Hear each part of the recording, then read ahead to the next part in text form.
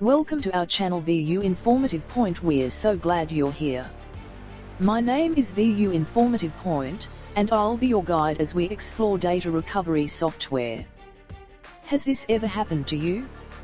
You accidentally deleted important files or your computer crashed, and you thought you lost all your data forever?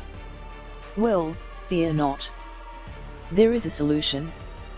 Today, I'm going to show you how to restore your data through data recovery software. The first step is to download and install the iCare recovery software on your computer.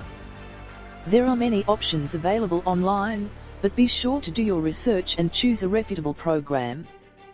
Once the software is installed, open the program and select the drive or device you want to recover data from. The software will then scan for lost or deleted files and display a list of recoverable files. Select the files you want to recover and choose a location to save them. Be sure to save the recovered files to a different location than the original, to prevent overwrite. Thanks for watching, and don't forget to subscribe for more helpful tips and tutorials.